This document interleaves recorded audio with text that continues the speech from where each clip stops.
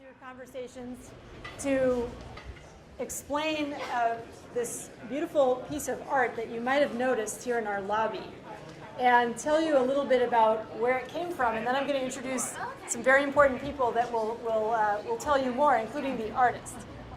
So I got connected to a very special person because of her grandson, Cal, who is someone who has an autism disorder, and he was able to do some reading about gene editing, and he realized that this technology could be a technology that would impact his life.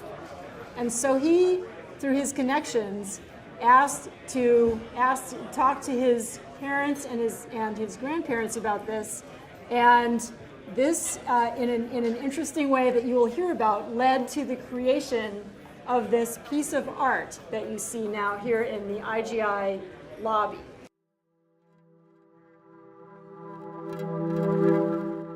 How amazing that Caleb wants me now to study the new science that will actually change the DNA so that there's hope for autistic boys like Caleb to have more of a normal brain, although to me his brain is beautiful and everything about him is beautiful.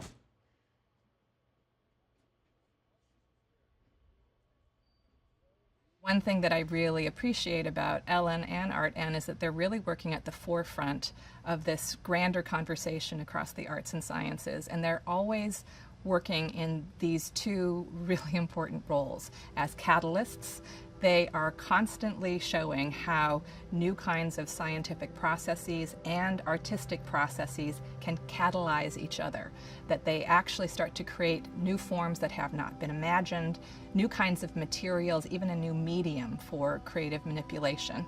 And then on the other hand, you also see the really important role of the arts as a communicator of scientific discoveries.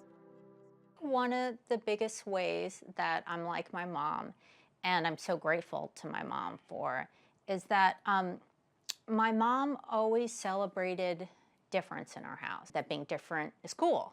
And now that's interesting, like who would want normal? So for me, the way he is and the way our life is really, you know, just sort of another step in what my mom taught me is cool. To one, figure out an autism cure, to A, L, T, E, R, M, Y, alter my D, N, A, S, O, I, C, A, N, so I can, B, E, N, O, R, M, A, L. Want to figure out an autism cure so I can alter my DNA to be normal.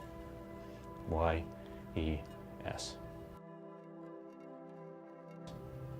P, E, R, using CRISPR, T, O, 2, C, H, A, C, H, A, N, G, E, D, N, A.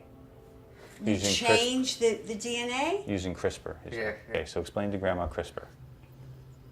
M, A, C, H, I, N, E, machine, T, H, A, T, that, C, U, T, S, that cuts, D, N, A, that cuts DNA. The promise of CRISPR is that it will be used to help patients that have genetically caused disease. And I think that there's a lot of excitement about using it to treat disorders that have a very clear single gene that causes the disease. But there's also, I think, in the future, opportunities to both understand and potentially treat patients that have more complex disorders, such as autism, which have probably multiple genes that are causing that situation.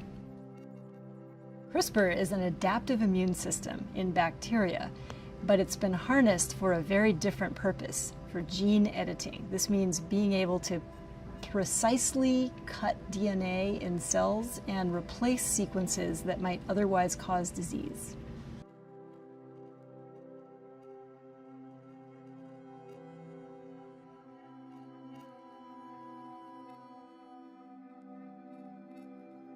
Today we're unveiling or just showing Ellen Sandor's piece that I advised on the science part of it. I thought it was really cool. I mean, we had been Skyping about it, and I had seen the 2D sort of mock-ups of what it would look like, but it was really hard to imagine. And I think it's very cool. The whole 3D perspective of it really helps you understand what these molecules look like. And visualization is super important. I mean, I think that this showing things in 3D is especially important. So scientists, when we try to figure out what proteins and different molecules look like, we usually look at them in 3D. Hi, everybody. Art saves. Tough art really saves. You are the rock stars of the future. I have been saying this since 1990. Don't listen to the negative noise. Keep doing it.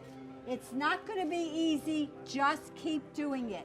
This is a reminder of beauty, but 100% scientific visualization, a little metaphor, DNA as far as the base.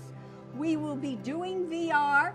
We are one of the precursors to virtual reality, and we will be continuing to do it. Jennifer, unbelievable. How blessed is Berkeley to have you? How blessed is Berkeley to have you? Thank you.